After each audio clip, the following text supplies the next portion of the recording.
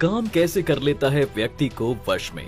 मित्रों, काम वासना लगभग हम सभी व्यक्तियों के अंदर समाई हुई होती है।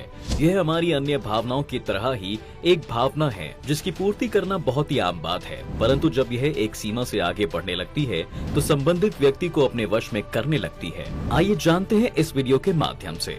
हमारे पुराणों के मनु और शत्रुपा के पुत्र उत्तानपाद से संबंधित एक कथा का उल्लेख मिलता है, जिसके अनुसार राजा उत्तानपाद की 2 पत्नियां थीं, सुनीति और सुरुचि। राजा उत्तानपाद को रानी सुनीति से ध्रुव और अपनी दूसरी पत्नी सुरुचि से उत्तम नाम के पुत्रों की प्राप्ति हुई थी।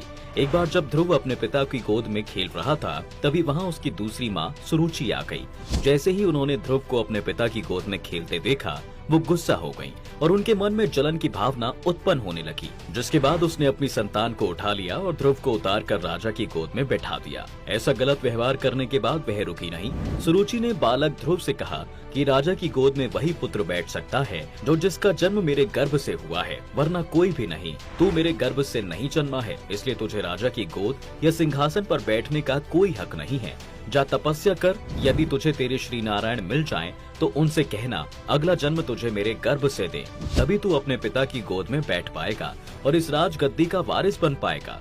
दोस्तों, राजा की आंखों के सामने यह पूरी घटना घट रही थी, लेकिन उन्होंने चूं तक नहीं की और चुपचाप रहकर अपनी पत्नी को यह पाप कर्म करने दिया। इसलिए कहते हैं, काम के वश में जो भी व्यक्ति होता है वो सही क्या गलत क्या अंतर करना भूल जाता है। इस बारे में यह भी कहा जाता है कि यदि आपके मन में काम की भावना आती है और आपने किसी से भी जुड़ाव रखा है, फिर चाहे वो कोई व्यक्ति ही क्यों ना हो या फिर कोई क्रिया हो, तो यह चंचल मन आपको उसी रास्ते पर ले जाकर खड़ा कर देगा।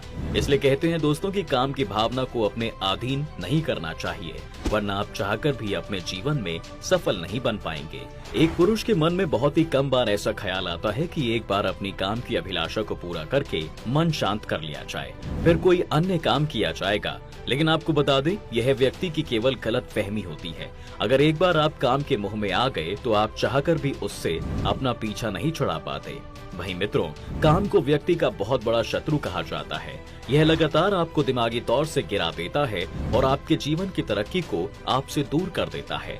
काम वासना को लेकर यह भी कहा जाता है कि चाहे जितना आप इसे भोग लें, यह भावना कभी शांत नहीं होती है।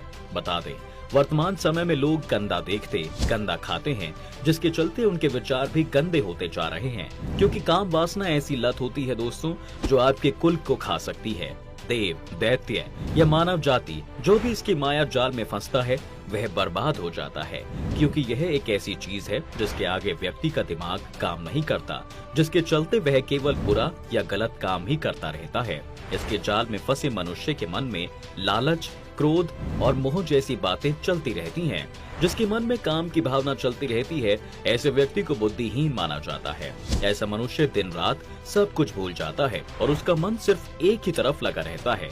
इतना ही नहीं, इस बारे में आचार्य चाणक्य ने अपनी नीति शास्त्र में विस्तार से बताया है कि काम जैसी दुनिया में कोई बीमारी, मोह की तरह कोई शत्रु, क्रोध की तरह कोई अग्नि, ज्ञान से बड़ी सुख देने वाली कोई और वस्तु नहीं है। उन्होंने बताया है कि जो मनुष्य काम से डूबा रहता है, उसके मन में कोई और बात आ ही नहीं सकती। फिर चाहे वो महिला हो या पुरुष, उसके मन में हमेशा विपरीत के लिए ही ख्याल आते रहते हैं। उनका कहना है कि काम वासना अगर आपके शरीर तक रहती है तो सही है, लेकिन जब यह आपके दिमाग पर चढ़ने लगती है तो समझ जाइए कि आपका विनाश का समय करीब है। ऐसे पुरुष या फिर महिला किसी अन्य की तरफ आकर्षित होते रहते हैं, तो इसका प्रभाव उनके वैवाहिक जीवन पर भी पड़ता है। तो दोस्तों, आज की इस वीडियो में बस इतना ही। आपको यह वीडियो कैसा लगा हमें कमेंट करके जरूर बताएं।